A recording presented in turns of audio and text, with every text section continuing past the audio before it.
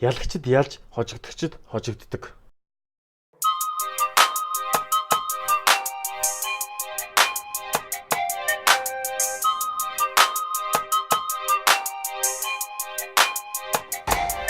Get it? Text a message, I don't know the number. Flexing on these niggas, every bone and muscle. Steady taking shots, never hurting them. Even then. Сайн уу залуучуудаа. Одоо үед залуучууд хоорондоо маш их өрсөлдөж байна. Гэвч өрсөлдөж чадахгүй ардаа хоцорч үлддэг нэг хэсэг бүлэг хүмүүс байна. Тэр хүмүүсийг хожигдогчид гэе. Харин өрсөлдөөнд удаан хугацааны турш байж эцэст нь ялдаг хүмүүсийг ялагчид гэе. Энэ хүмүүсийн хоорондох ялгаа нь юу вэ? Ялагчид нэг л удаа ялсан бол дахин ялсаар л байдаг. Харин хожигдогчид нэг л удаа хожигдсан бол дахин хожигдсоор л байдаг. Би хилээ сайжруулмаар байна. Би компанийнхаа гүйцэтгэх захирал болмоор байна. Би амар булчинтай фитнес багш шигэ болмоор байна. Би жилийн $100 цалинтай болмоор байна. Эдгээр зүйлс баян ядуу, хөгшин залуу, том жижиггүй бодогддог. Тэгвэл яагаад зарим нь мөрөөдлөө биелүүлээд яагаад зарим нь биелүүлж чадахгүй ард хоцорч үлддэм бэ? Энэ ганц л хариулт байгаа. Тэр нь юу вэ гэх юм бол хожигддог хүмүүс хизээч ажилдаггүй.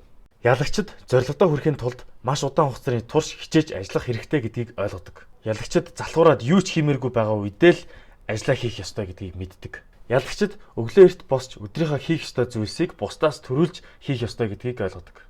Ялагчид саад бэрхшээл тулгарх болгонд жоох хөвчиг суугаад уурлаад бууж өгдөггүй.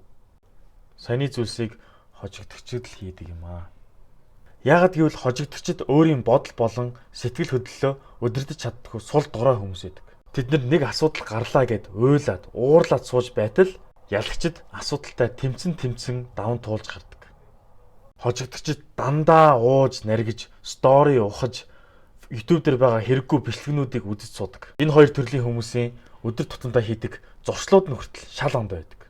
Эний ойлгох ёстой нэг юм гэх юм бол та өөрөө ялагч болох уу, хожигдогч болох уу гэдгээ шийдэж болно. Таны өмнөөс хинч тэрийг шийдэж өгөхгүй. Таныг зүгээр сууж байгангууд хүн ирэнгүүтээ маа $100 чи одоо яваад ялагч болоодох гэж хэлэхгүй. Эдгээр хоёр төрлийн хүмүүсийн аль нь үнгүй юмд дуртай вэ? Аль нь юмныхаа төлөө тэмцэх дуртай вэ? Гэхдээ ажиллаагүй юм байж тушаал дэвсэх дуртай.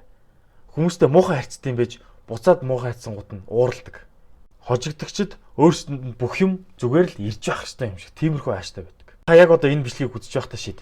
Та өнөөс хойш ялагч байх уу, хожигдогч байх уу? Та ялагч баймаар байгаа бол архиа бойл, PC тоглоомоо бойл, өдөржингөө зурагт үзэж суудгаа бойл. Хожигдогч хүний өөрийгөө доош нь татдаг тэр бодлоо бойл. Цаараа стори ухаж, бусдын амьдралд атаархаа бойл. Хамгийн чухал зүйл нь юу вэ гэх юм бол өөрөө хожигдохоо бойл. Хожигдох болгондоо би хожих хэрэгтэй, ялах хэрэгтэй гэсэн бодолтой болж эхэл. За маргааш эхлэе гэж болохгүй. Өнөөдөр л эхэл. Би нэг мундаг юм шиг иймэрхүү юм яриад байна гэж та нар ууралж гинөө те. Миний ярьдаг бүх юм үнэн юм болохоор бас та нар өөрсдөө хожигдогч юм болохоор уурлаад байгааз. Надаас өөр маш олон хүмүүс энийг хэлсэн. Би өөрөө зоригтой болохоор л хэлж чадж байна. Та бүхэнд амжилт хүсье. Be wrong present. Тэр хүмүүсийг хожигдогчид, ялагчид зорилгодоо хүрэхин турш ялагчид залхуураад ялагчид өглөө эрт босч бусна.